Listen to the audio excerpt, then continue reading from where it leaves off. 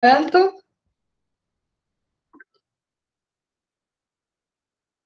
vamos esperar mais 2 minutinhos, será que adianta?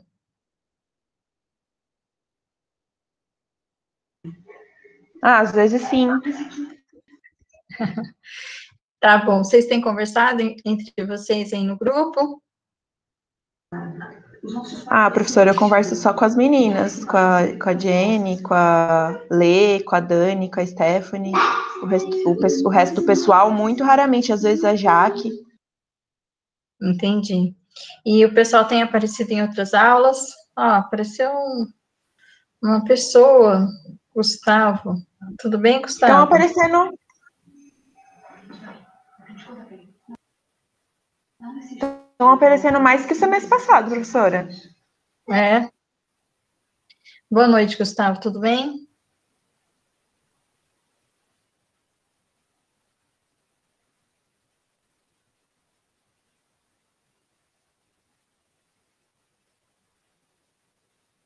Tudo bem. Gustavo, você tem grade especial, né? A gente chegou a conversar por e-mail a respeito, inclusive, do APS, é isso, né? Então, tá bom. Na semana passada, você não assistiu essas aulas, mas elas estão gravadas lá no portal, tá? Então, você consegue ter acesso, né, à primeira e à segunda aula, e também o material que eu postei, que é a apostila, e uma lista de exercícios já do primeiro pedaço da matéria. Aqui em Química Analítica Instrumental, a gente vai estar tratando de várias técnicas instrumentais dentro da espectroanalítica e dentro da eletroanalítica. E aí a gente começou pela eletroanalítica e já fez uma introdução, então, às características e conceitos dessa técnica, além de ter feito uma introdução à própria química analítica instrumental e à geração do sinal, que pode ser de diferentes formas, né? Por conta, então, da interação de diferentes tipos de energias ou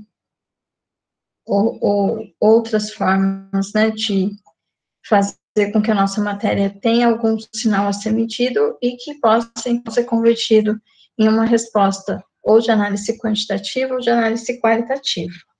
Tá bom? Aí, qualquer dúvida, você me pergunta, ok? Então, tá bom. Bom, a Gabriela estava me falando aqui, né, do resto do pessoal, se aparece, se não aparece nas aulas. Eu vou esperar só mais 2 minutinhos, a gente está com, apareceu mais um. Boa noite, Fabrício, tudo bem?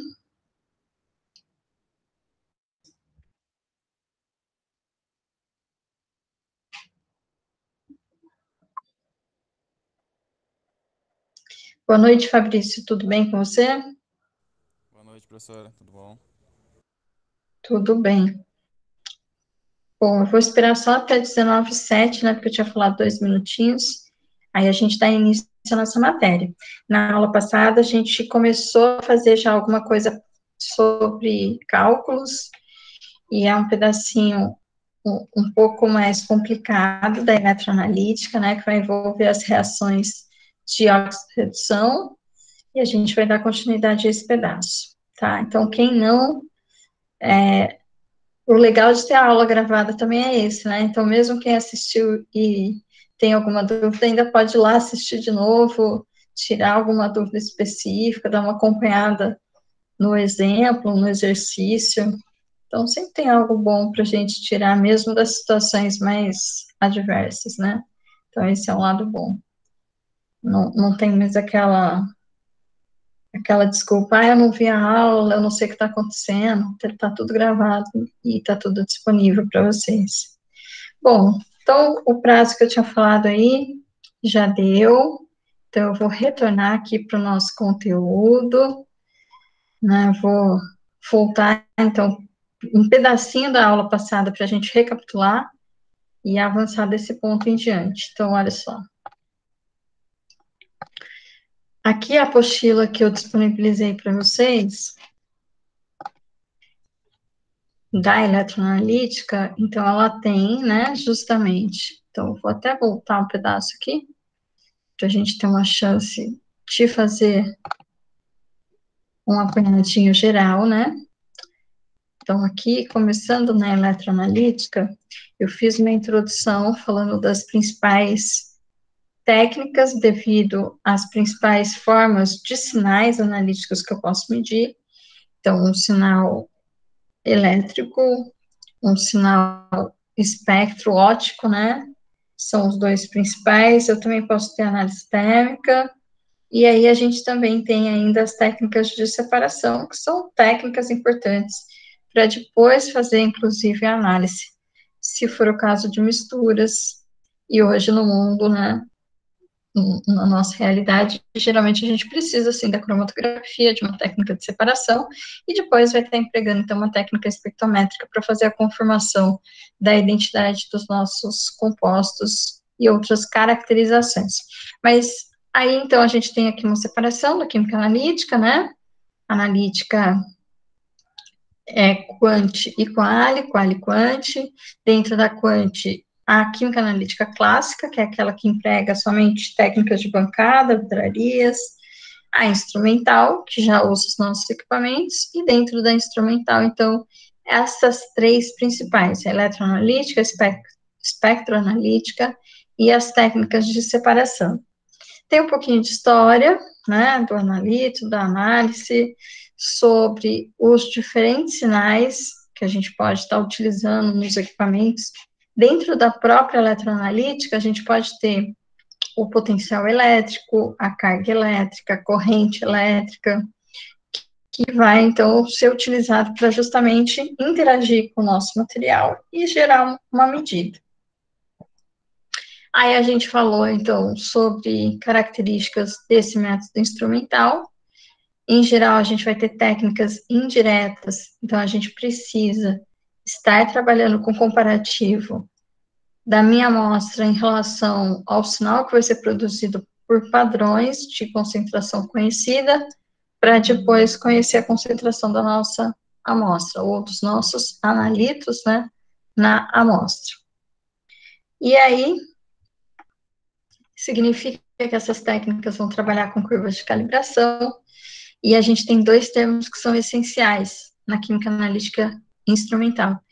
É a seletividade, que é a capacidade de selecionar compostos diferentes, analitos diferentes, e a sensibilidade, que é a característica, então, de ser mais sensível frente a uma dada concentração. Então, mesmo em concentrações baixas, a gente quer que o sinal analítico produzido pela técnica utilizada seja grande, para que a gente possa ter uma boa sensibilidade e consiga trabalhar com limites bem baixos de concentração. Além disso, todos os equipamentos vão ter regiões onde a linearidade é obedecida, e é nessa região linear que a gente tem as melhores características de trabalho, porque é interessante que a equação matemática da relação do próprio sinal analítico com a concentração seja linear, porque é uma relação mais fácil, é uma relação que precisa somente de dois parâmetros de equação matemática, que é o A e o B, que é o coeficiente angular e o coeficiente linear, e aí a gente tem, então, uma situação mais facilitada de cálculo. Mas a região linear geralmente é estreita, e aí a gente precisa saber, então, no nosso equipamento, até que ponto a gente pode ir para estar dentro da região linear. Aí, falar dessa introduçãozinha, a gente começou, de fato, aqui nos métodos eletroanalíticos. E aí, na aula passada, então vou voltar aqui, a gente explicou melhor, então, como que essa energia elétrica vai interagir com a matéria e como que a gente vai ter essas medidas baseadas, então, em reações de oxirredução. Então, na verdade, todas as técnicas da eletroanalítica, elas vão acontecer, elas vão ser úteis, né, em aplicações, na verdade, que envolvem reações de oxirredução. E aí eu comecei a fazer uma revisãozinha das características justamente dessas reações.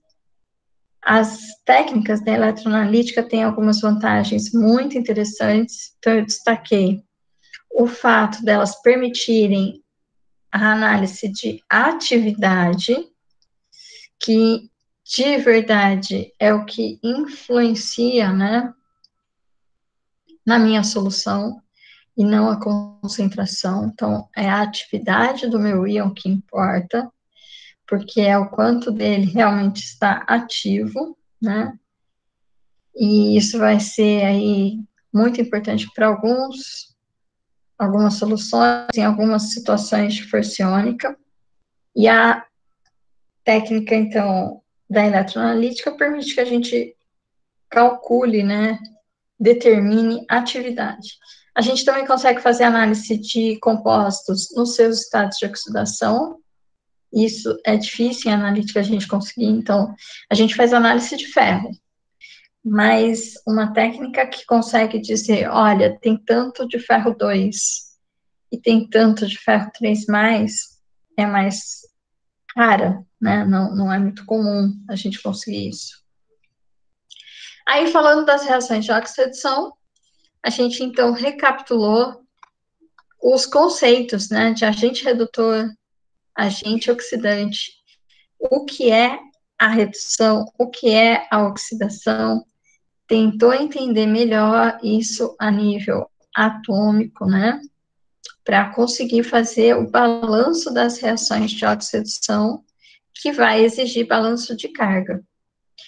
Então, de uma maneira genérica, o que ocorre é que na redução, aquele meu elemento vai ganhar elétrons, então o número de oxidação vai diminuir, e ao mesmo tempo, esse elemento vai causar a oxidação do outro, que está participando da reação. Então, ele vai ser o agente oxidante. Quem tem o maior potencial de redução nas tabelas de potenciais de redução vai reduzir. Então, quando a gente observa uma reação química, a gente consegue saber como que cada elemento vai se comportar comparando os potenciais de redução. A oxidação representa o aumento do número de oxidação e ocorre com perda de elétrons. Então, quem sofre a oxidação é o agente redutor. Então, reduz o outro. Daí eu coloquei um exemplo, né, para a gente escrever a reação global de uma oxirredução, a gente precisa escrever as semi-reações. Então, a gente escreve a reação da oxidação e a reação da redução. Quando a gente não sabe quem que, de fato, oxida e reduz, a gente escreve as duas espécies presentes no formato que é básico, que é o da redução, que é igual da tabela de redução, compara os potenciais para poder estabelecer, de fato, quem sofre a redução em um processo favorecido, né? E aí escreve, então, a outra semi-reação, já tendo decidido quem é o responsável aí por estar reduzindo, escreve a outra reação no lado oposto, que vai ser a oxidação. E aí soma para ter a reação global. Essa reação global, ela precisa ser balanceada tanto em massa quanto em carga. Isso significa que, além do número de elementos que tem que ser balanceado, então tem 2 ferros, vai ter que ter 2. Isso significa que, na verdade, a gente tem que olhar as cargas. Por quê? Porque o número de elétrons que vão ser trocados nessas reações de oxidação tem que ser iguais. Então, se o meu elemento que está sofrendo oxidação perde 6 elétrons, o meu elemento que vai sofrer a redução tem que ganhar 6 elétrons. Não pode sobrar e não pode faltar. Então, se uma semi-reação vai acontecer envolvendo somente 2 elétrons e a outra semi-reação vai acontecer envolvendo 3 elétrons, não está igual, eu vou ter que multiplicar as reações para igualar a quantidade de elétrons, e isso vai impactar na quantidade de elementos. Então, aqui, 2 para 2, podia ser 1 para 1. Mas não pode, porque aqui tem 3 elétrons. E aqui no hidrogênio, a gente tinha 2. Então, a gente precisa igualar. O hidrogênio foi multiplicado aqui, né, por 3. E aí ficou 3 vezes 2, 6 aqui. E o ferro foi multiplicado por 2 para que esses 3 elétrons também fossem 6. Ok? Então, foi basicamente nisso que a gente parou. Fez aqui o exemplo detalhado, né? Fez alguns exemplos também que estão na apostila, encontrando os números de oxidação, treinando aqui, né, para ver quem que reduz, quem que oxida, qual que é o número de elétrons. Então, nós fizemos algumas daquelas reações ali. Lembrando, né, que quando a gente fala, então, de reduzir, significa aquele elemento estar ganhando um elétron, e quando a gente fala de oxidar, perdendo um elétron. Então, a gente deve olhar a própria distribuição eletrônica, e a gente vai saber a carga do cátion, do ânion, né, de acordo com a própria distribuição eletrônica e de acordo com o próprio número de prótons, né, porque o número de prótons e o número de elétrons, quando o elemento está no seu estado fundamental, é o mesmo. Aí, quando ele sofre, então, uma oxidação, uma redução, ele vai alterar o número de elétrons, ele vai ser um cátion, ele vai ser um ânion, e o número de prótons se mantém igual. Então, é daí que vem a carga específica que aquele elemento vai ter, ok? E existe, né, claro, uma situação padrão para cada um dos elementos químicos. Então, por exemplo, o cloro, ele tende a ser um ânion com uma carga 1 negativa. A gente não pode forçar aqui, porque isso não é possível, né, de acontecer, é ter o cloro com 2 negativos. Assim como o hidrogênio vai ser um cátion com 1 positivo. A gente não vai ver o hidrogênio com 3 positivos, com 4 positivos. Então, isso não vai acontecer. Os metais alcalinos terrosos. Então, eles vão ter carga, né, que é característico. Então, é 1 positivo, 2 positivos. E aí, metais de transição tem algumas variações, mas ainda assim, né, dentro da situação real do que pode ser visto. Nada só porque a gente quis balancear a reação lá, só porque tinha elétron, então nada que fuja do que é característico do próprio elemento químico, tá bom? Então, aqui a gente fez esses exemplos para obter a reação global, o balanço. E aí começou a falar um pouquinho melhor sobre a própria célula eletroquímica. Então, a célula eletroquímica é constituída pelos 2 eletrodos, que são o parzinho que justamente faz parte do cátodo e do ânodo dessa célula. Então, o cátodo vai ser aquela semi-reação que ocorre com redução. E no ânodo a gente vai ter, na verdade, a oxidação. Então, é aquela semi-reação onde a gente está tendo a oxidação. E o par de elétron passa de um para outro. Então, aqui tem a representação de uma célula. É uma célula eletroquímica, né? E está na posição favorecida. Então, vai ter um fluxo de elétrons. Aqui tem a oxidação. Então, o cobre está perdendo elétron. Significa que a prata vai ganhar esses elétrons, sofrendo a redução. Nesse processo, vai ser produzida uma diferença de potencial. Que diferença de potencial que é essa? É justamente a diferença entre um e outro elemento. Olá, Ednilson, tudo bem?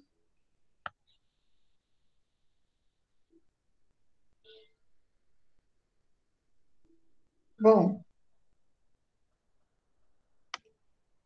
então a gente vai ter aqui a diferença de potencial característico da diferença dos potenciais dos eletrodos envolvidos na reação. Aqui, no caso, é cobre e aqui prata. Então, o que eu fiz? Eu fui lá na tabela de potencial de redução, procurei o potencial do cobre, eu vi aqui que é 0,340. A semi-reação dele está escrita aqui, só que eu já escrevi no lado da oxidação, porque ele é o ânodo, né, dessa reação, dessa célula. E aqui, que tem a prata, eu também busquei na tabela o potencial, que é 0,800, e aqui está a semi-reação da prata no lado da redução. Aí, o que acontece, né? Na célula, no potencial, então, dessa reação como um todo, eu vou somar essa reação com essas duas semi-reações, eu vou somar, e eu vou subtrair esses potenciais. Então, aqui o potencial do cátodo menos o potencial do ânodo. 0,800 menos 0,340 vai dar justamente o 0,460, que é a energia que essa célula fornece. Aqui a gente tem o caso típico de uma pilha, né, que fornece energia através de uma reação química.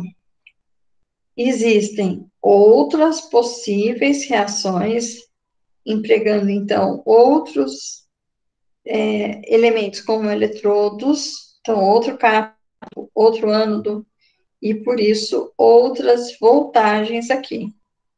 Mas não é muito fácil, não, tá? Por isso que as pilhas são tradicionalmente, né, muito similares. A gente teve algumas evoluções, tem algumas modificações com as pilhas alcalinas e etc., mas não foge muito. Então, aqui eu expliquei com mais detalhes tudo isso que eu estava falando, né? Como que a gente vai ter o cálculo do potencial. E aí, dito esse pedaço sobre as reações e sobre o próprio processo de óxido-redução, eu falei para vocês que quando a gente foge da condição padrão, a condição padrão é todas essas reações vão ter os elementos na concentração de 1 mol por litro. Então, se eu preparar uma outra solução com uma outra concentração, não é mais solução na concentração padrão, e aí não basta só olhar a tabela. Eu preciso calcular o potencial real usando a equação de Nash. Então, a equação de Nash vai corrigir o potencial quando, na verdade, eu estiver fora das condições padrões. Outra pressão, outra temperatura, outra concentração, vai mudar, então, o próprio potencial. Então, aqui do lado eu coloquei a equação de Nash. Aqui nesse pedaço do logaritmo, a gente vai ter justamente a condição de calcular o equilíbrio, que é uma das aplicações da eletroanalítica, justamente calcular equilíbrios de reações químicas, que a gente vai ter que ter isso tabelado, mas alguém teve que calcular, né? Na verdade, é um valor obtido experimentalmente. Então, essa é uma técnica. E outra função também, né? Outro cálculo, outra aplicação interessante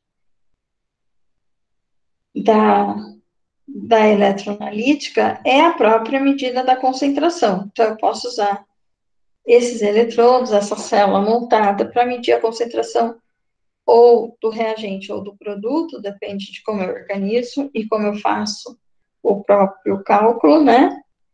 E ainda é possível também ter análise qualitativa, que é de identificação. De que jeito? Então, concentração me permite fazer análise quant. Essa técnica também me permite encontrar equilíbrio, porque aqui, se eu dividir produto por reagente, vai dar constante equilíbrio. E vai me permitir também obter informações qualitativas através desse potencial padrão, que é um valor tabelado. Então, eu isolo esse potencial na equação e vou conhecer esse potencial. Aí eu faço o caminho inverso.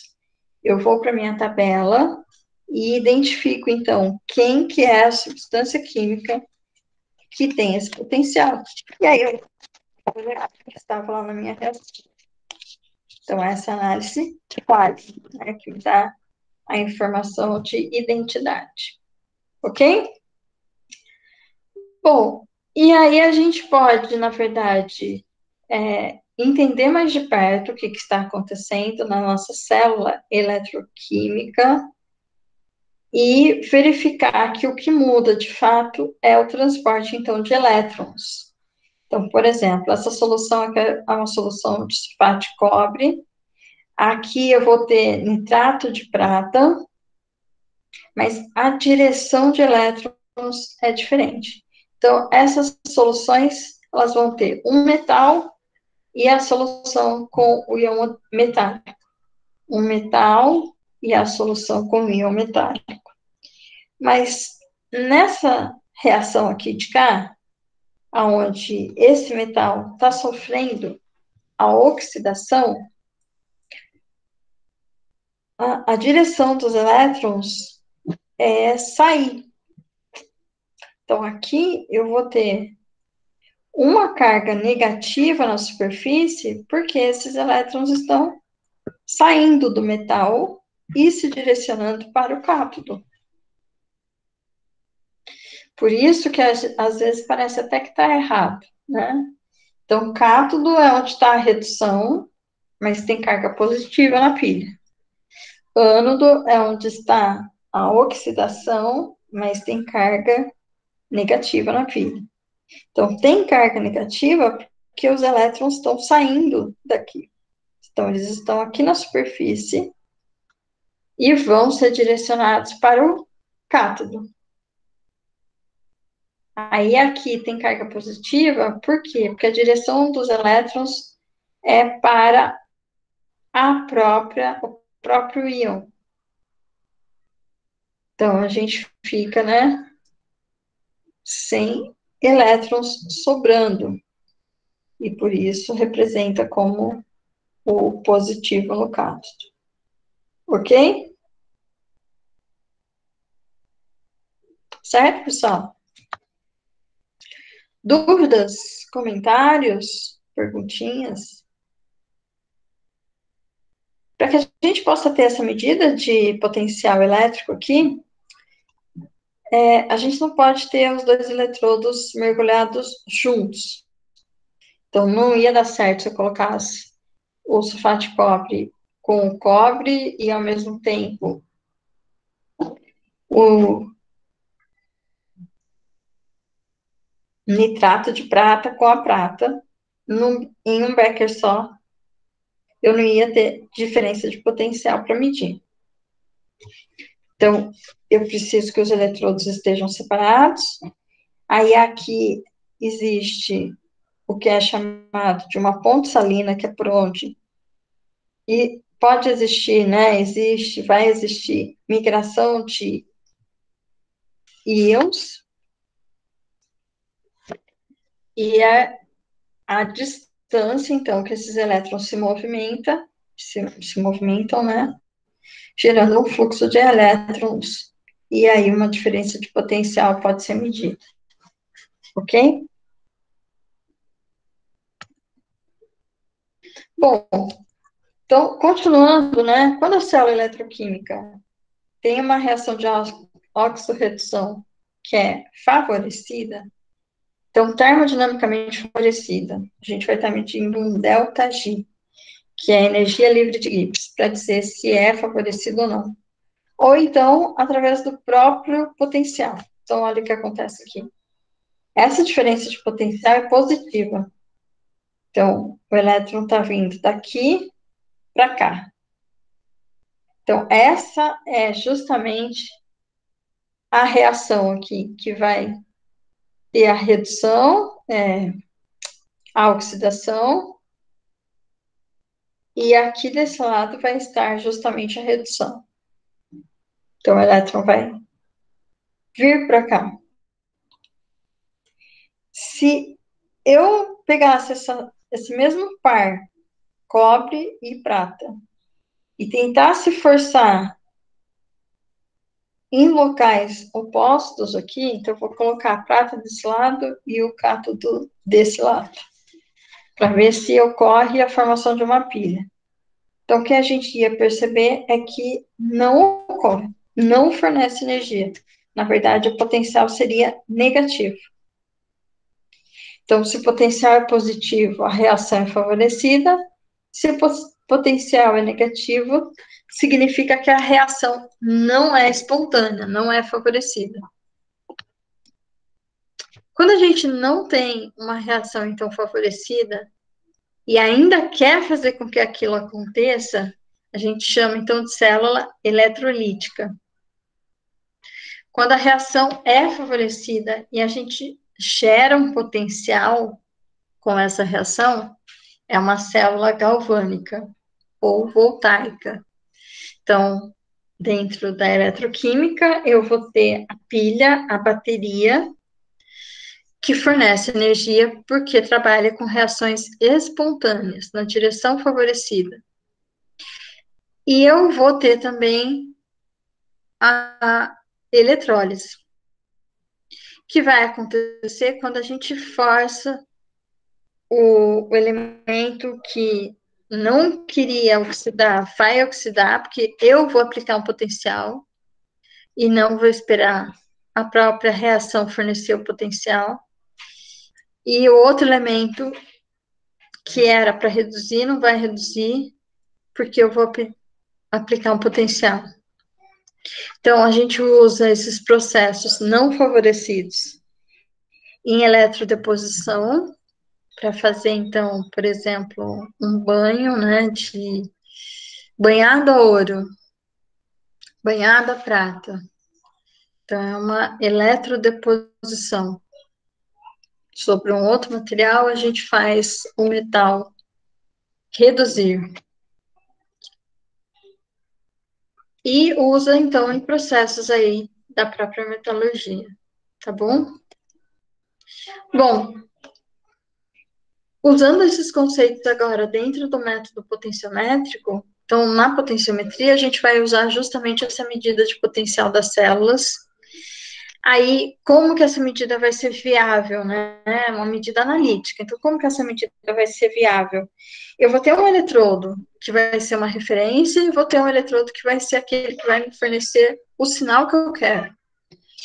E eu vou usar eletrodos diferentes. Então, o pH-metro é um tipo de potenciômetro que está nessa categoria de métodos que eu estou falando.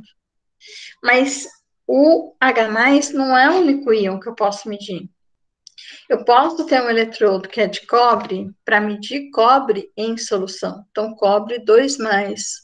E eu vou usar a potenciometria para determinar cobre 2+ em solução. Posso usar para determinar flúor, né? Então, fluoreto é um eletrodo também diferente, que eu vou usar cálcio, e assim por diante, ok? Bom, dá para fazer outras coisas além de medir concentração. Dá para usar a potenciometria em titulações. Então, titulações potenciométricas são titulações melhores do que as titulações, então, com resultados visuais, com indicadores visuais, são mais precisas, mais exatas. E para fazer a titulação, então, potenciométrica, a gente precisa da medida de potencial. Também é possível fazer determinação de gases dissolvidos com células, né? E medidas de potencial. E também, como aplicação, dá para usar essas células para medida de constante de equilíbrio. E eu já até expliquei, né? Tem a ver com a equação de Nash, porque a gente vai colocar, então, a relação de produtos e reagentes e aí a gente vai ter a própria constante de equilíbrio. Vantagem: equipamento mais simples, barato do que outras técnicas analíticas, então é muito mais barato do que uma técnica do tipo espectrofotometria, do que o próprio cromatógrafo, né? Então é uma determinação de concentração, mas com equipamentos e aparatos bem mais simples, que vai também fazer com que seja bem mais rápida a análise. É um método seletivo, então a gente vai ter poucas possibilidades de interferência. Se eu estou determinando a concentração de cobre do cobre, muito dificilmente vai ter elemento que vai também ser medido junto com o cobre, se é zinco, cálcio, flúor, etc., né? O próprio H+, ele tem interferências? Tem um pouquinho de interferência de alguns íons em solução que vão causar erros, né? Então, por exemplo, sódio+, NH4+, ele representa uma certa interferência, mas não chega, né, a prejudicar muito a medida de pH, não. Então, é um método rápido, não é destrutivo, que também é uma vantagem, e é de fácil operação. Bom, mais alguns detalhes importantes para a gente entender o procedimento.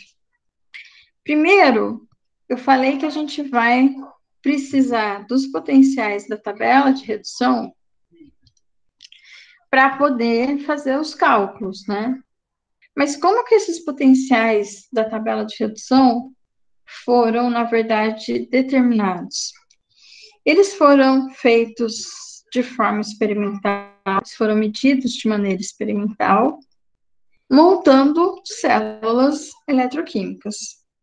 Só que nas células, para a gente medir esses potenciais padrões, que estão lá na tabela de potencial padrão, foi usado uma referência sempre constante. E aí variou-se só o outro elemento. Então, na verdade, todos os metais que estão na tabela foram medidos contra o eletrodo padrão de hidrogênio. Então, abreviando aqui, é o EPH. Então, o eletrodo padrão de hidrogênio, ele foi atribuído com potencial zero para que a gente pudesse medir os outros elementos. Esse zero é um zero arbitrário, né? A gente não sabe exatamente quanto é, mas foi colocado como se ele fosse zero para que a gente possa falar que o valor, então, que aparece lá na medida é função do outro elemento que está sendo montado lá na célula. O EPH é um eletrodo gasoso, então ele, na verdade, não tem, né? Não tem como a gente fazer aquele eletrodo típico que vai ter o metal e a solução contendo o íon do metal. Então, como é que ele é feito? Ele é feito com um metal inerte, que é a platina. E aí a gente vai ter o hidrogênio mesmo na forma gasosa, né? A gente vai borbulhar o H2, né? Para poder ter esse eletrodo. Então, tá aqui a representação, né? Então, o EPH com um fio de platina. Aí aqui tem, então, gás, né? H2 em uma pressão controlada. Na condição padrão, a pressão é 1 bar. E aí aqui a gente tem, então, fazendo o contato elétrico a própria platina. E quem vai ser sensível à concentração da solução é o próprio par aqui, né? Que é o H2H+. Ok? Então, o EPH tem algumas características aí, está sendo colocado aqui, né? Ele tem a platina recoberta com platina finamente dividida para aumentar a área superficial, então, uma platina com negro de platina. Ele vai ser imerso em uma solução ácida. Quem já fez algum tipo de manutenção de eletrodo sabe que a gente consegue, né, na maior parte do tempo, trabalhar aí com a substituição das soluções internas e regenerar os eletrodos. Nem sempre é tão fácil, mas é possível. Daí, como que a gente vai escrever as semi-reações desse eletrodo? A semi-reação do H+, né, vai ser uma dessas reações importantes, e aí a outra semi-reação vai ser, então, do outro eletrodo que fizer o par com o H+. A platina, ela não entra na reação, tá? Então, ela funciona somente como metal de contato elétrico e é um metal inerte. Então, nunca vocês vão escrever, né, a platina sofrendo oxidação ou redução. Ela não sofre nada, né? Ela é um metal bastante resistente, por isso que ela é usada, inclusive. Quem sofre o processo de oxidação e redução é o parzinho H+ ou H2. A semi-reação do H+ é 2H+, mais 2 elétrons, indo para H2, no estado, então, fundamental. Essa é a reação de redução do H+, ok? E aí, por convenção, né, em todas as temperaturas, qualquer temperatura, o potencial desse eletrodo aqui foi estabelecido como sendo zero. Aí, se eu quero saber o potencial de um outro eletrodo, o que eu faço? Monto a célula, coloco esse e coloco o outro. Aí, essa célula vai ter uma medida de potencial. Essa medida, já que esse é zero, na verdade, vai ser igual à medida do outro eletrodo sozinho. Ok? Então, aqui, por exemplo, né, o próprio cobre, que a gente já viu que tem um potencial de 0,340, que estava lá com a prata, naquela outra célula eletroquímica, ele foi aqui montado junto com o hidrogênio. Então, eu tenho o eletrodo de hidrogênio e o eletrodo aqui de cobre. Para onde que está a direção de fluxo de elétrons? Como que eu vou saber, né? Do mesmo jeito que a gente vai saber todas as outras células. Então, eu olho o potencial dos dois para ver quem tem o potencial de redução maior, para decidir para que direção, então, que o elétron vai. Quem tem maior potencial de redução, reduz. O hidrogênio é zero. Então, se tiver elemento com potencial de redução negativo, o hidrogênio vai ganhar, mas ele vai perder de todos os outros que forem positivos. Então, aqui, por exemplo, o elétron vai na direção do cobre, o potencial do cobre é mais 0,340. Então, aqui está a direção favorecida do elétron. E aqui é o contrário. Então, aqui está sendo montada uma célula com hidrogênio e zinco. Então, aqui o potencial do zinco é menos 0,763. O do hidrogênio a gente já sabe que é zero. Então, quem tem o maior potencial de redução? O próprio hidrogênio. Por quê? Porque esse aqui é negativo, né? O do zinco é negativo. Então, os elétrons, eles vão para o próprio hidrogênio. Então, a direção aqui, né, é favorecida para o lado do hidrogênio. E aí, o potencial da célula como um todo vai ser o potencial, então, do cátodo menos o do ânodo. Nesses dois sisteminhas aí, vai ficar o potencial do cobre menos zero e o potencial do zinco menos zero. Por isso que os potenciais desses metais são justamente esses que estão sendo medidos. Ok? Então, aquela tabela de potencial de redução que vocês já conhecem, vai ter o potencial padrão, então a gente desenha aqui, né, com esse símbolo, porque é o potencial, então, nas condições padrões, que é de 1 atm, que é de 1 mol por litro, né, pressão é 1 atm, concentração é 1 mol por litro. E só nessas condições que a gente vai trabalhar com potencial padrão. Então, o 0,340 é o potencial padrão do cobre. O menos 0,763 é o potencial padrão do zinco. E tá aqui uma tabela que a gente pode se basear. Então, aqui, a gente vai ter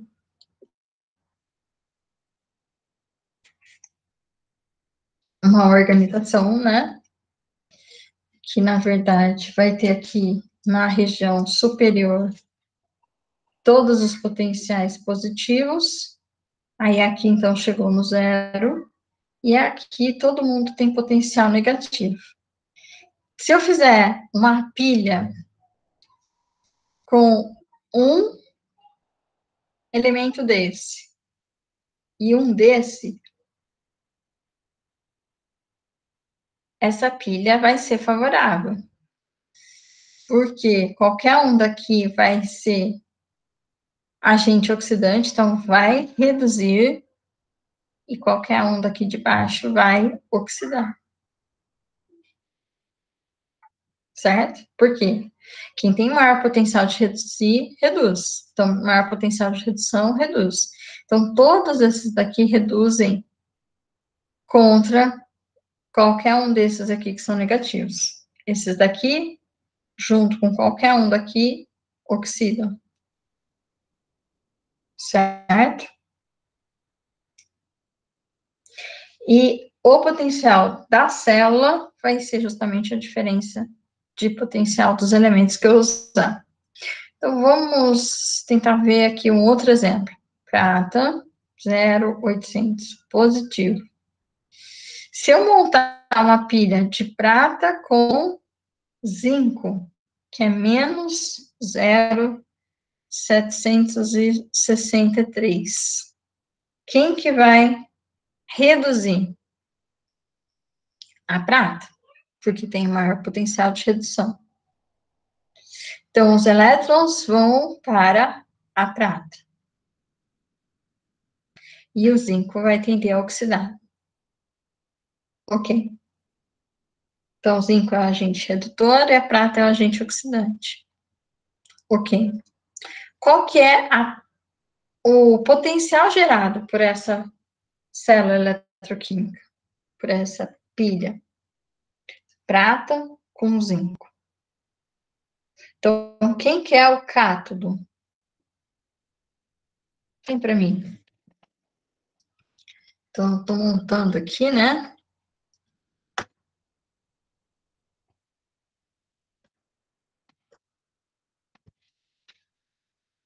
Uma pilha com prata e com zinco. Então, eu vou ter as duas semi-reações, elas estão escritas aqui na própria tabela. Prata mais um elétron, prata no estado fundamental, e o potencial aqui, 0,800 volts. Aí eu vou ter, então, o zinco, escrito na direção também da redução,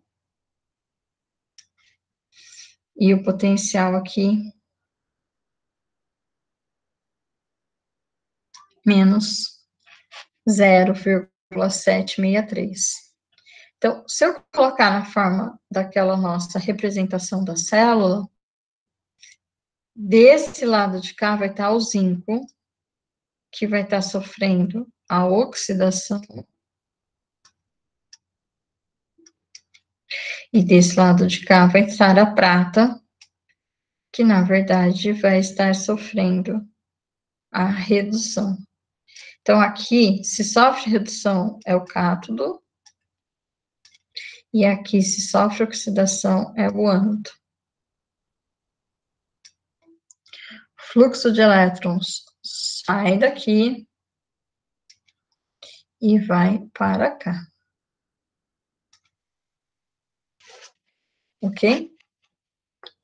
Aí eu vou escrever as duas semi-reações. Então, a prata sofre redução. Então, prata mais elétron prata. Estado fundamental.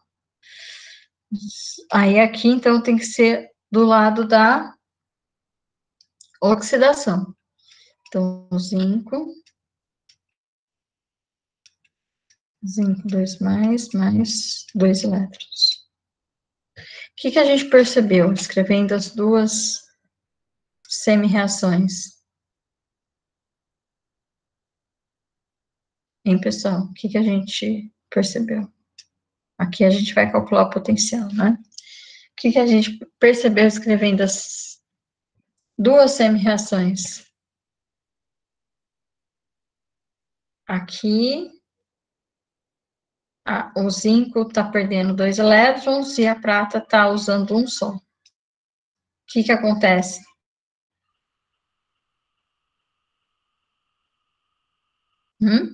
Ninguém vai responder para mim? Nem pelo chat, vocês não falam? O que a gente viu na aula passada? Se tem um número de elétrons que não é igual, o que precisa ser feito?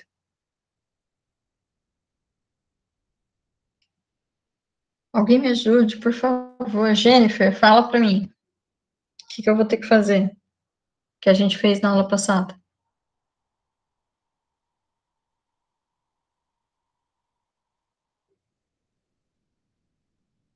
Letícia.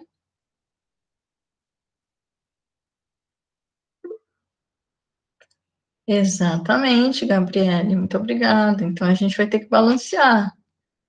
Se uma reação está usando 2 elétrons e a outra reação só está produzindo 1, ou vice-versa, a gente vai ter que balancear, porque não pode ter elétron sobrando, né? Então, aqui, a gente vai ter que multiplicar por 2 essa reação inteira, porque ela está com só um elétron. E aqui tem 2. Então, multiplicando por 2, eu vou colocar aqui em cima, né? A reação global vai ser 2 pratas mais o zinco. 2 pratas, 0, mais o zinco, 2 mais. Ok. Aí, agora vem uma pergunta mais importante ainda. Ainda preciso calcular esse potencial aqui, que vai ser gerado por essa célula. Vou precisar multiplicar esse potencial da tabela, que é o potencial padrão, porque eu multipliquei essa reação inteira por 2.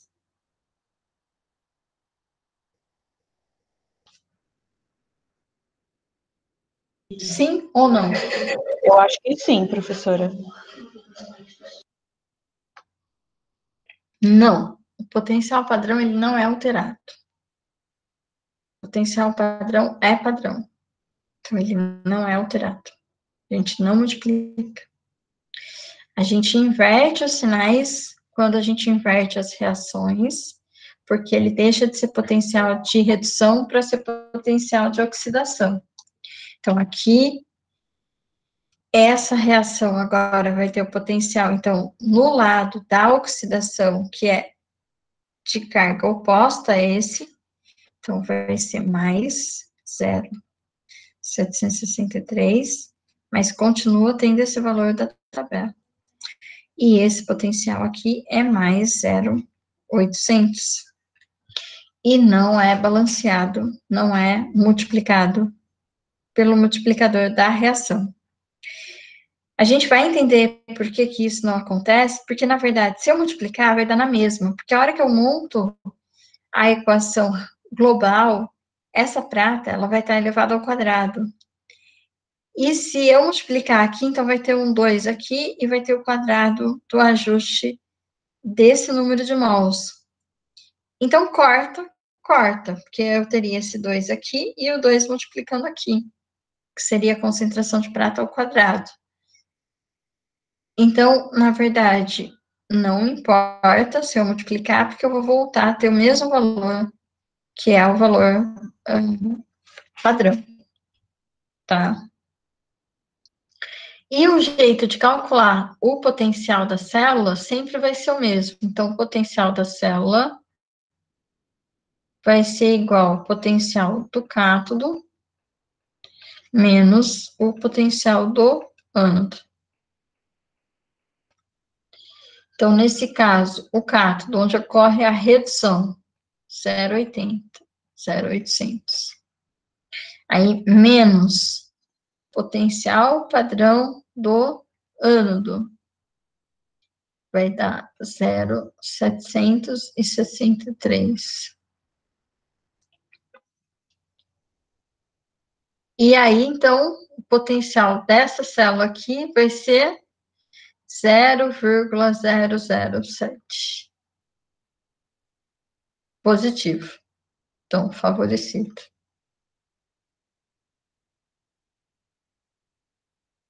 Ok?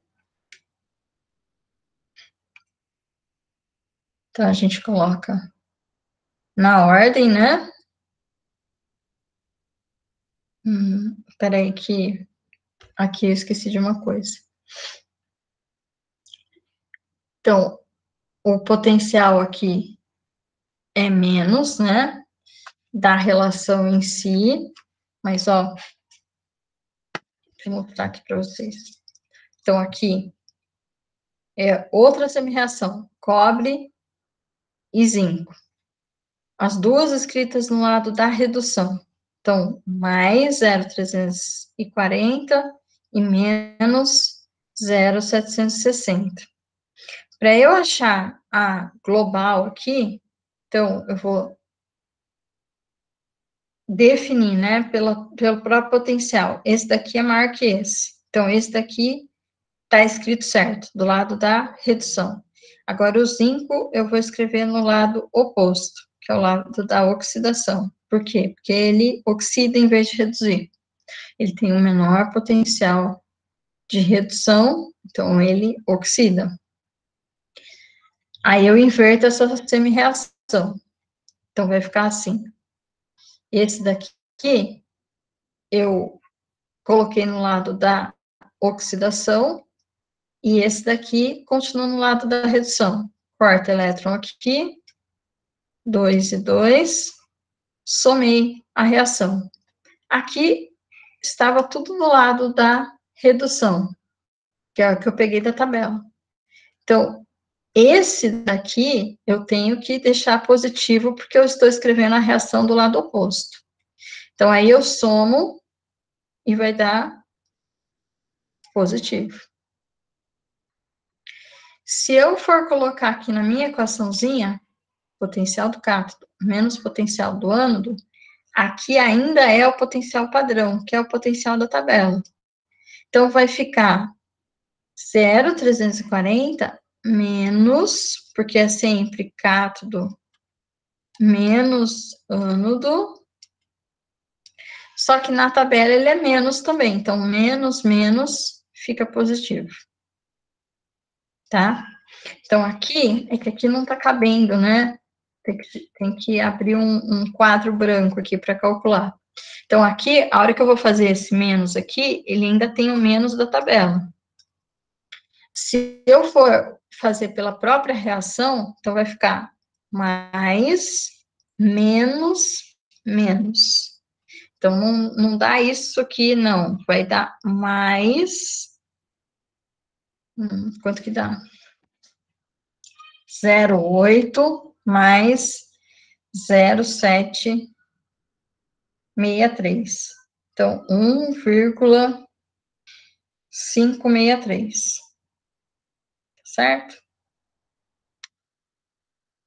Se eu não errei na conta, né?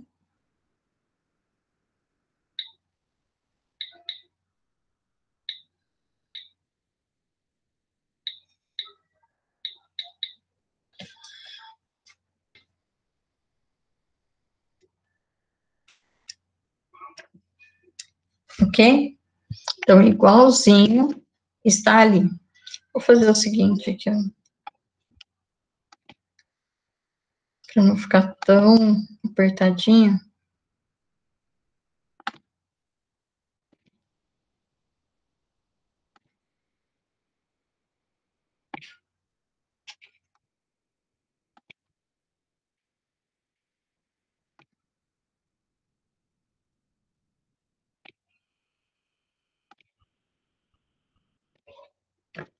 Então, não importa o exemplo que eu pegue ali na tabela, tá? Pode ser qualquer um.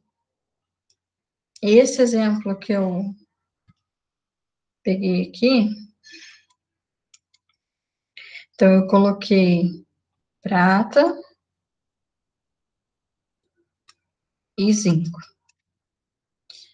Então, eu vou direto pela tabela buscar as reações. Sempre escritas primeiro no sentido da redução, que é a própria reação da tabela. Aí eu verifico, então, o potencial padrão descrito. Aqui, no caso, 0,800 para prata. Comparo o potencial, então, aqui do zinco, ainda escrito exatamente como está na tabela, do lado da redução. Então, tá aqui. Potencial negativo. Então, primeira pergunta. Quem reduz? Quem reduz? Resposta.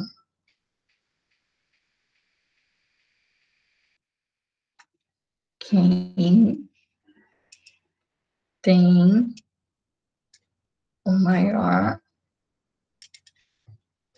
potencial de redução. Então, entre esses dois, quem reduz é a prata. Aí eu escrevo a reação, então, no sentido certo agora. Prata.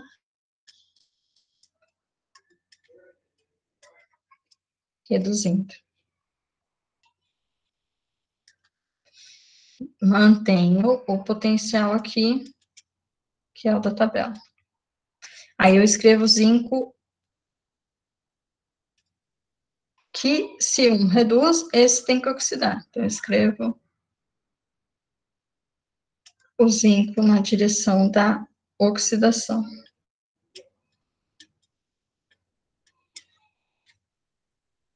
Mantém o potencial que está na tabela, só que é agora oxidação. Então, esse potencial aqui é da oxidação, que é o oposto do que estava aqui. Então, aqui eu inverto o sinal.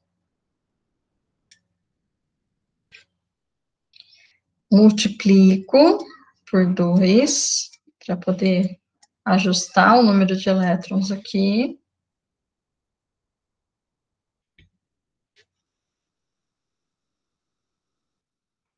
E somo. Então, vai ficar 2 pratas mais o zinco no estado fundamental, indo para prata 0 e zinco 2+. 2 pratas aqui também. Então, aqui multipliquei por 2, consegui cortar o número de elétrons. E o potencial? Então, aqui vai ficar, somei as reações, somo os potenciais. Então, 1,563 volts. Se eu quiser calcular pela equação,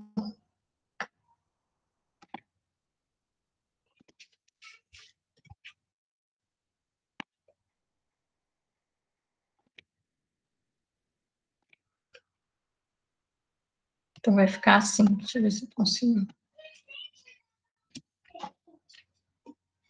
Então, se eu quiser calcular pela equação, eu decido quem é o cátodo.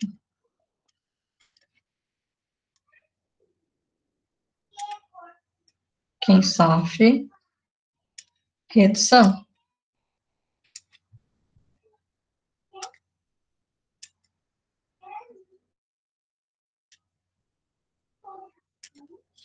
Quem sofre redução?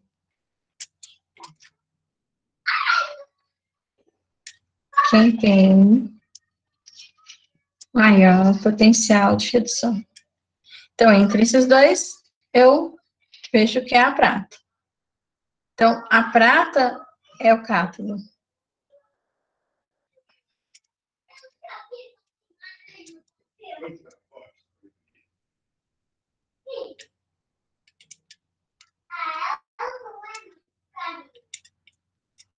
Então, a prata é o cátodo. Aí eu vou escrever o potencial da célula. Potencial do cátodo menos potencial, aqui é padrão, né? Do ânodo. E vou usar, então, os potenciais da tabela. Mais 0,800 menos 0,763. Potencial da célula igual 1,563. Ok? Então, tanto faz. Eu, em geral, gosto de calcular pela própria reação, assim, porque fica mais fácil de não errar. Mas tanto faz. Coisas que a gente precisa lembrar. Não vai multiplicar o potencial padrão por conta do ajuste aqui. Então, eu ajusto as semi-reações por conta do número de elétrons, mas isso não influencia no potencial padrão. Por quê? 1 mol de prata vai usar 1 mol de elétrons e vai ter esse potencial padrão. 2 mols de prata usaria 2 mols de elétron, mas vai continuar tendo esse potencial padrão, porque a hora que eu olhar a semi-reação, eu vou ter, então, a prata ao quadrado, né, se a gente for colocar na parte que teria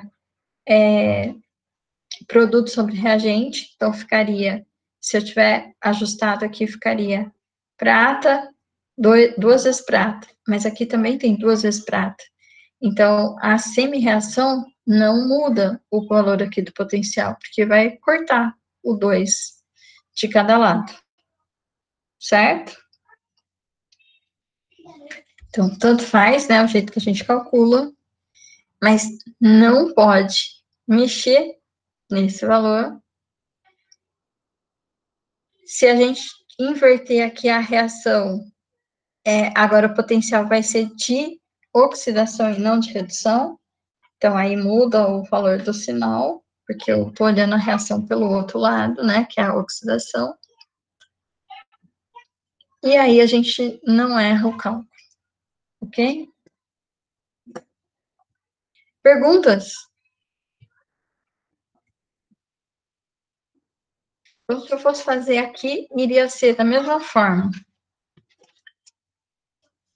Cobre, fui na tabela, verifiquei o potencial, mais 0,340.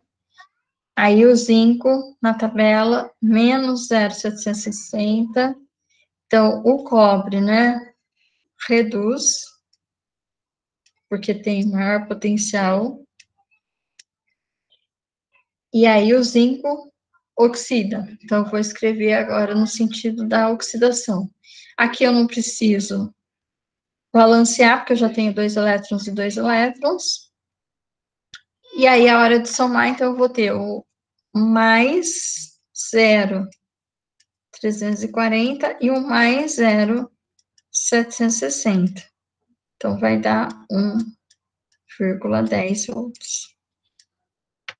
Ok? Isso considerando uma reação favorecida, né? Então, uma reação espontânea. Se eu for usar a relação, então, do potencial da célula, vai ser igual cátodo menos ânodo, e vai dar os mesmos 1,10.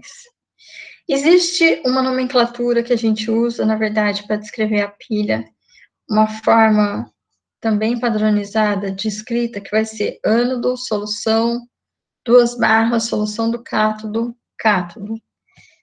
Então, se eu fosse representar essa célula, ia ser 5, 5, 2 mais, com uma barra no meio, 2 barras, cobre 2 mais, cobre. Como que fica aqui, na verdade? É o sentido do elétron. Tá? Então, a gente escreve a pilha no sentido do elétron. o elétron sai aqui do zinco e vai para o cobre reduzir. Então, ele sai do zinco, o zinco fica oxidado, ele vai para o cobre reduz para zero. Ok? Então, essa é a representação da pilha. Aqui tem uma explicação do porquê que a gente não multiplica o potencial da tabela, tá? Então, aqui nesse exemplo, tem a semi-reação do ferro. Então, o ferro, ele só libera um elétron. Se eu estiver trabalhando, por exemplo, com o ferro em uma reação com permanganato, vocês devem se lembrar que a gente já escreveu essa reação, por exemplo, quando fez titulação de oxidação, né? Então, a gente tem o titulante, né, o permanganato, né? Então, a gente vai ter que multiplicar por 5 por conta do número de elétrons do próprio permanganato, indo para Mn2+, mas o potencial da tabela, então, a gente não multiplica. Porque a hora que eu olho aqui a relação do produto sobre reagente, então vai ficar concentração do ferro, 2+, concentração do ferro, 3+. Então, aqui eu tenho elevado à quinta, elevado à quinta. E eu tenho, então, que foram trocados 5 elétrons. Se eu multiplicasse isso por 5, na hora de fazer o próprio cálculo, eu ia, na verdade, cortar, então, com esses 5, né, porque tanto faz. Então, fique inalterado aqui, ok? Bom, e fazendo o cálculo, então, da energia livre de Gibbs, a gente também confirma se a reação é espontânea ou não, né? Se a célula vai fornecer energia ou se ela vai consumir energia. Se o ΔG for menor que zero, então o potencial da célula vai ser positivo, maior que zero, é porque é uma reação favorecida. E se o ΔG for maior que zero, significa que a energia vai ser negativa, e então não é uma pilha, na verdade é uma célula eletrolítica que precisa de energia para que ela aconteça. Essa reação precisa de energia para acontecer. A relação do potencial com a própria energia livre de Gibbs, aqui, o ΔG, é essa daqui, olha. Então, ΔG é igual a menos o número de elétrons da reação, a constante de Faraday e o próprio potencial. Se eu quiser uma outra relação mais detalhada, então eu vou escrever constante dos gases, R, temperatura, que em geral é temperatura padrão, então 298 Kelvin, e o Ln da constante de equilíbrio. Como que a gente escreve mesmo constante de equilíbrio? Então, constante de equilíbrio é igual a produto sobre reagentes. Então, concentração dos produtos sobre concentração dos reagentes multiplicados. Se tiver coeficientes estequiométricos, então a gente vai ter aqui os respectivos coeficientes. Ok? Isso significa, então, que essas células, né, na verdade, também têm constantes de equilíbrio, que vão dizer para a gente como que a equação vai ser deslocada num sentido ou no outro, dependendo das condições de alterações das condições padrões. Tá bom? Aqui tem um detalhamento, né, dessa característica do equilíbrio. Então, aqui a gente sempre vai ter uma reação que é reversível.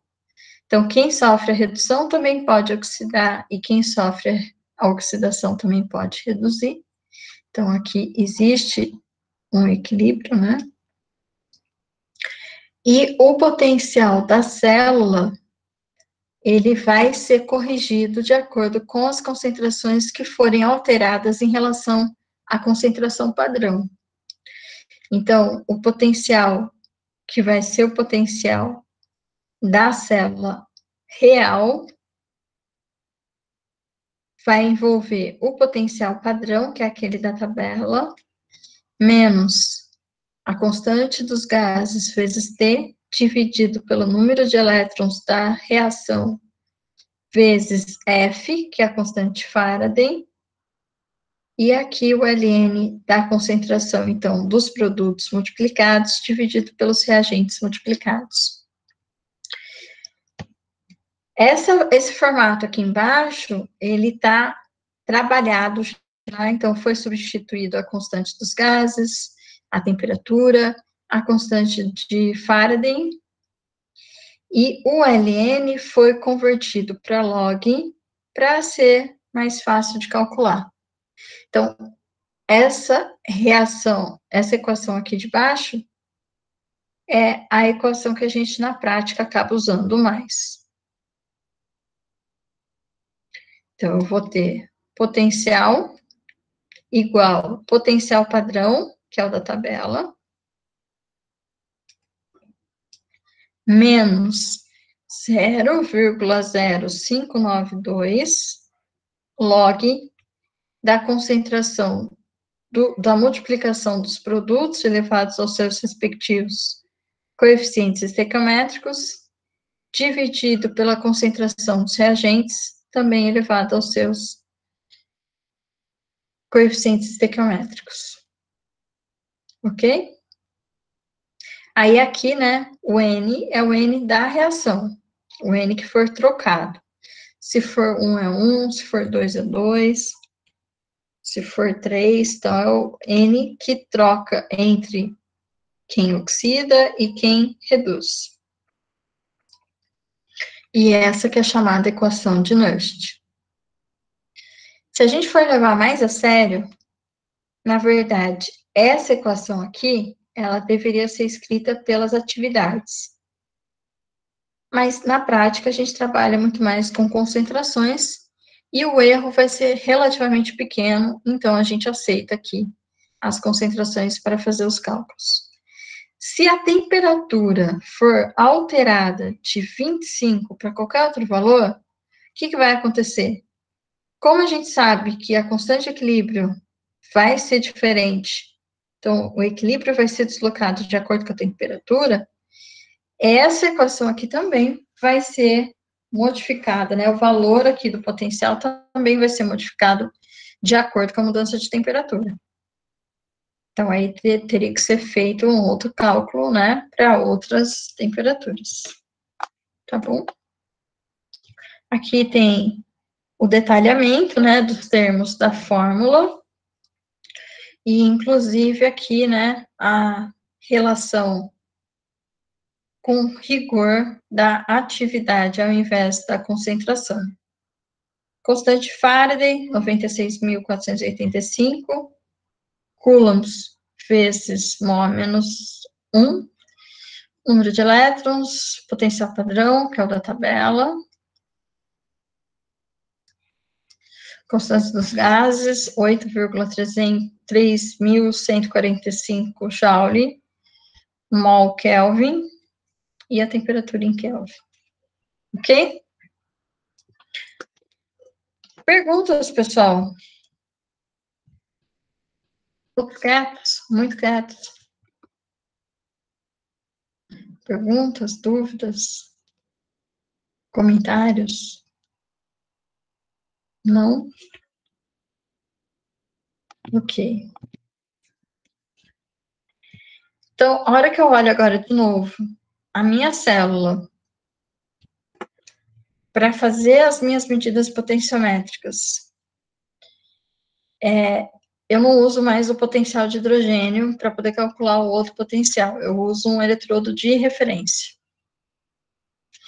Pode ser um eletrodo de hidrogênio, mas é difícil a gente trabalhar hoje em dia com o eletrodo de hidrogênio, porque ele é um eletrodo que tem gás, né, que é o próprio H2.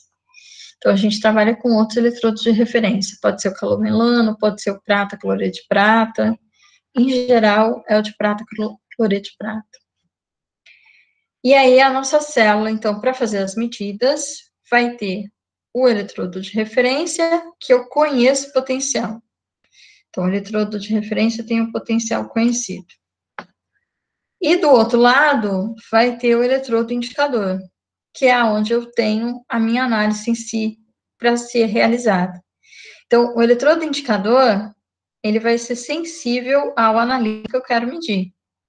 E vai estar imerso na solução que contém esse analito. Essa ponte salina é só o que faz a junção para que os elétrons que têm que ser transferidos e que vão, na verdade, estar envolvidos aqui no processo de oxidação, eles sejam transportados na solução, né, sem prejuízo. Então, a ponte salina, ela tem, na verdade, um eletrólito forte, né, que é para minimizar o que poderia ter erro aí no transporte de elétrons. Aí, ainda assim, aparece um potencial que é o potencial de junção, que é o potencial de ligação, né, entre os dois eletrodos. Mas, na maior parte dos cálculos, a gente vai ignorar esse potencial de junção, ou a gente vai ter esse potencial de junção fornecido para que a gente possa fazer o cálculo. Ok? Então, no rigor, né, a gente teria agora o potencial da célula. Aqui eu escrevi potencial do cátodo menos o ânodo. Agora a gente pode substituir por potencial do eletrodo indicador. Então, aqui é o indicador, né? Menos o potencial, então, do referência, que em geral eu já sei. Então, é só colocar o valor que é fixo, né? Constante. E esse potencial de junção, a maior parte do tempo vai ser zero. Se ele não for zero, ele deve ser fornecido para que a gente possa fazer o cálculo. Outros potenciais que a gente pode usar, então, para, na verdade, considerar no cálculo outros eletrodos de referência. Então, se for um eletrodo de calomelano, vai ser mercúrio, cloreto de mercúrio, e o potencial é de 0,244 volts. Então, a reação desse eletrodo é de mercúrio, né? Então, é o mercúrio 2 mais Cl2, então, Hg2, Cl2, mais 2 elétrons, dando o mercúrio elementar e o Cl menos. Então, essa é a reação do eletrodo de referência, que é chamado de calomelano. Se vocês pensarem aqui, olha, o eletrodo indicador, ele sempre vai estar na posição de ser o cátodo. Então, ele sempre deve sofrer a redução. Então, o eletrodo de referência sempre vai ser o ânodo. Se a gente pensasse na célula eletroquímica, eu ia ter o referência aqui e o indicador aqui. Para que o fluxo de elétrons fosse esse, do referência para o indicador. Porque aqui eu tenho a reação de oxidação e aqui a reação de redução. Ok? Então, ânodo e cátodo.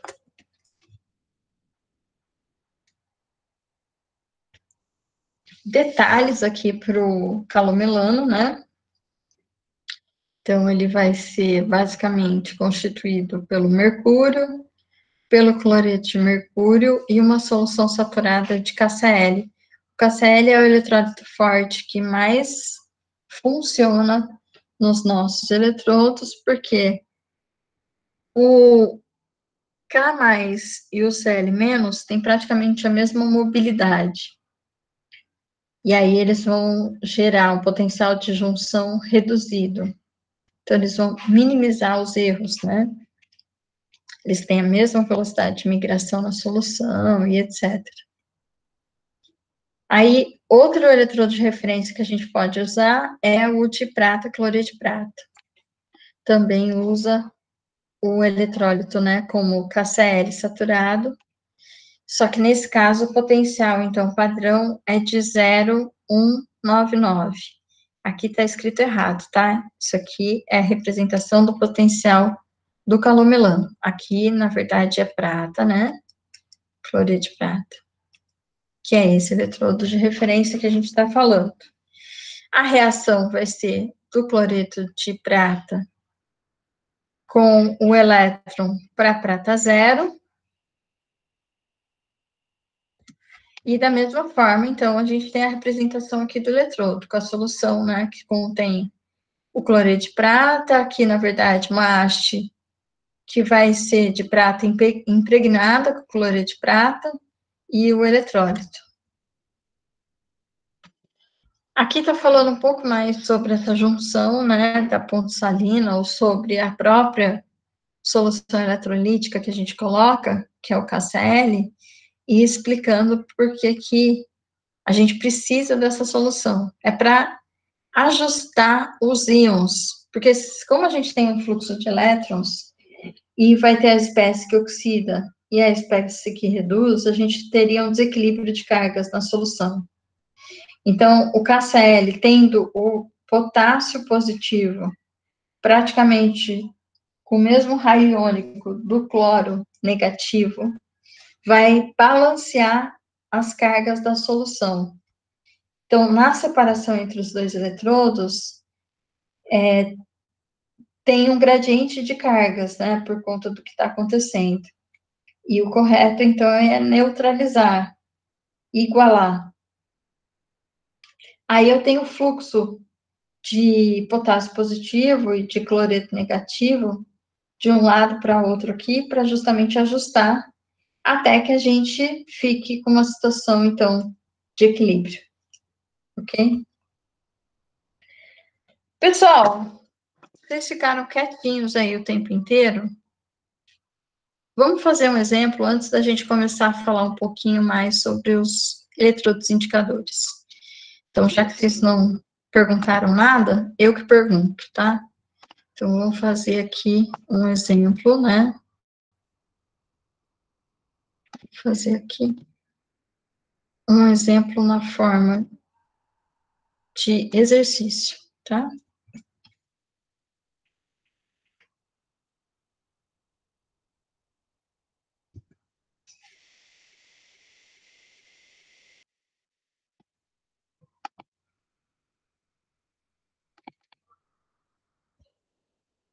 Meu Deus.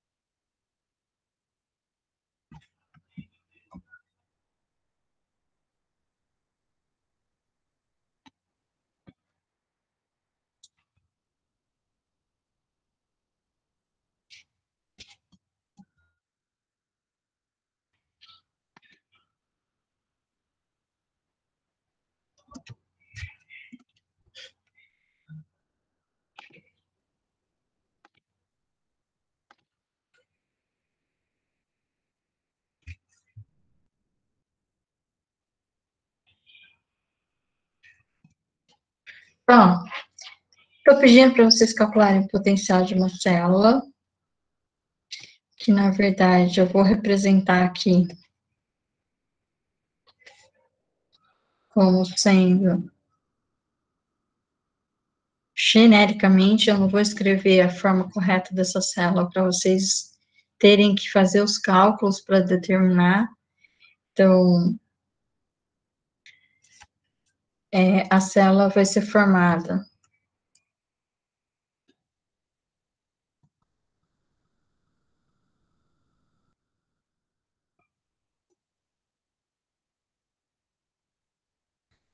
por cobre e prata, para vocês que vão escrever, né, adequadamente aí. E aí eu quero o potencial nas condições padrões e quero também o potencial nessas condições aqui que não são padrões, só que na temperatura de 25 graus de qualquer jeito, tá?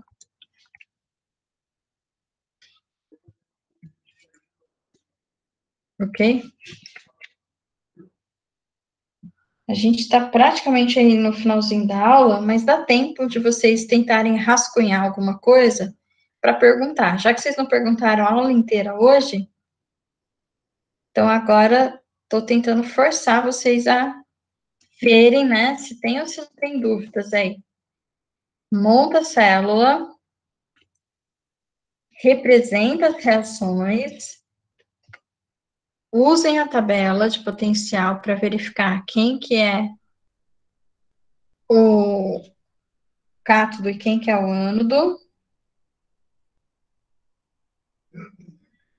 E aí calculem o potencial na condição padrão e na condição, então, eu estou descrevendo aí de concentração diferente. Ok? Então, lembrando, né, que sempre vai ser cobre com cobre 2+.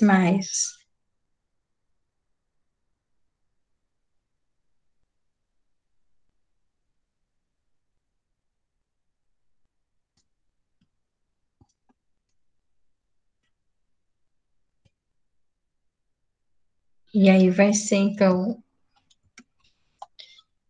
a prata e a prata mais, para escrever os eletrodos, né?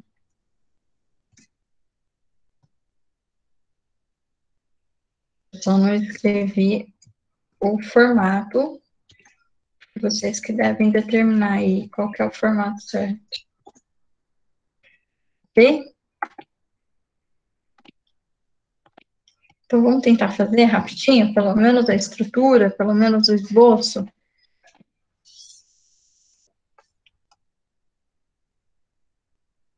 Vocês ainda estão aí? Vocês estão super quietos, não estão falando comigo?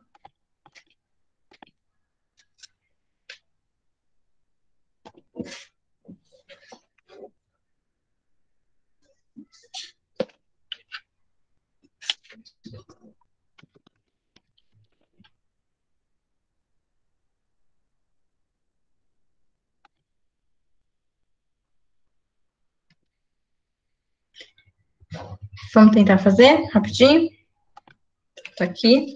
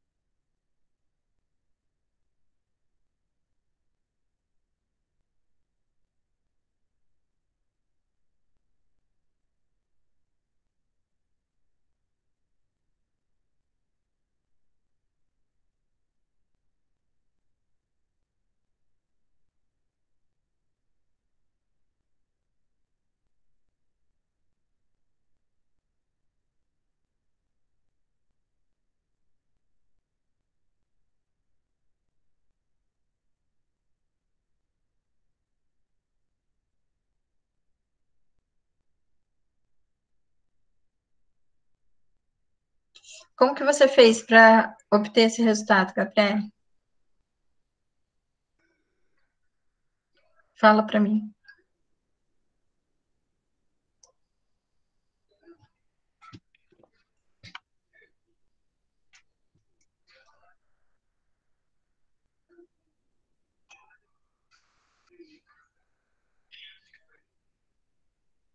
Então, condição padrão. Primeira coisa que a gente precisa saber quem é o cátodo e quem é o ânodo. Então, a gente vai escrever as duas semi-reações no sentido da redução, para comparar os potenciais de redução. Tá bom?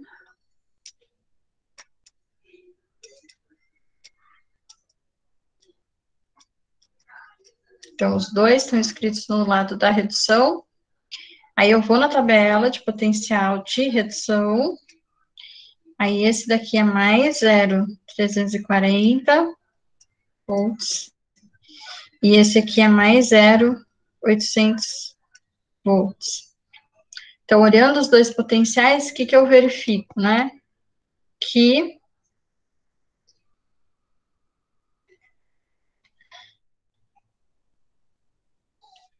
esse potencial aqui é maior.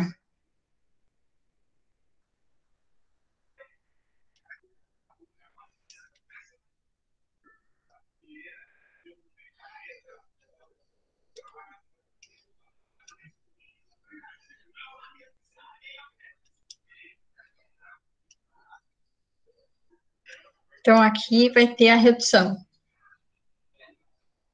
Significa que o cobre vai oxidar.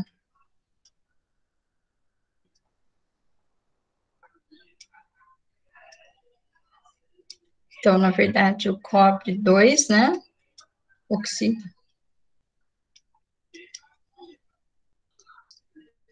Aí eu escrevo de novo a reação, então, só que agora o cobre, como acontece de fato. Então, o cobre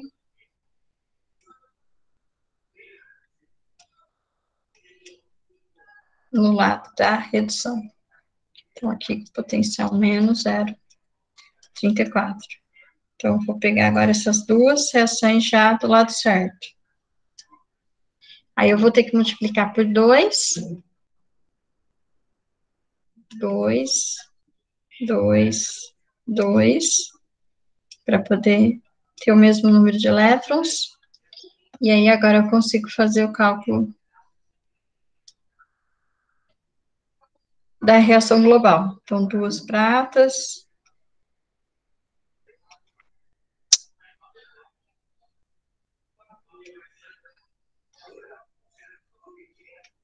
Mais cobre.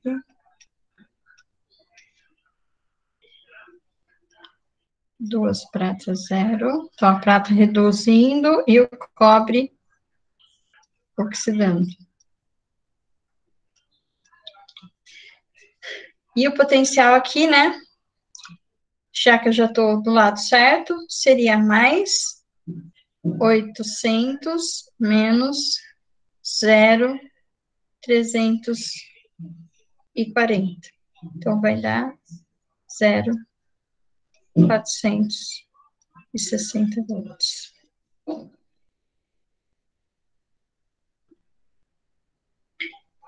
Nas condições padrões, eu só preciso do potencial da tabela.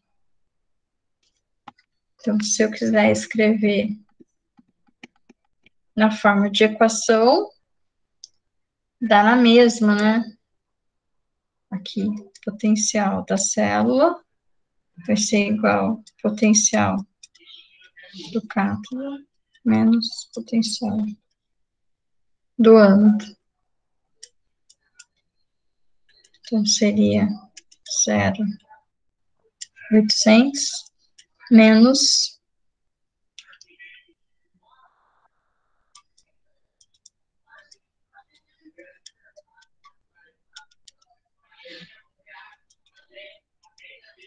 0,460.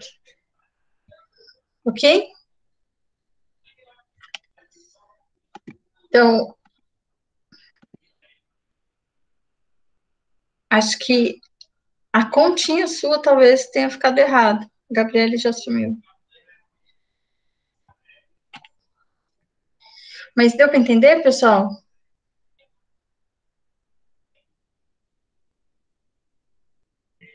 Sim, não, talvez, talvez. Tá bom. Aí, para calcular a parte B aqui, então, nas condições que não são padrões, o que a gente vai precisar? Vai precisar escrever a equação de Nernst.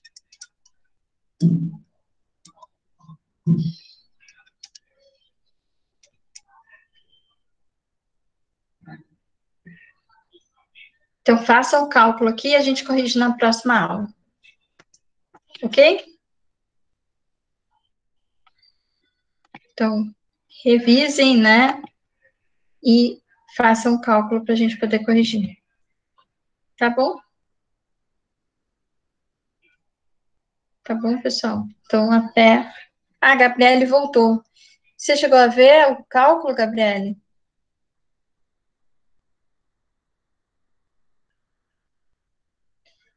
Bom, qualquer dúvida depois, então, a gente conversa na próxima aula. Tá bom? Até, pessoal. Boa noite para vocês.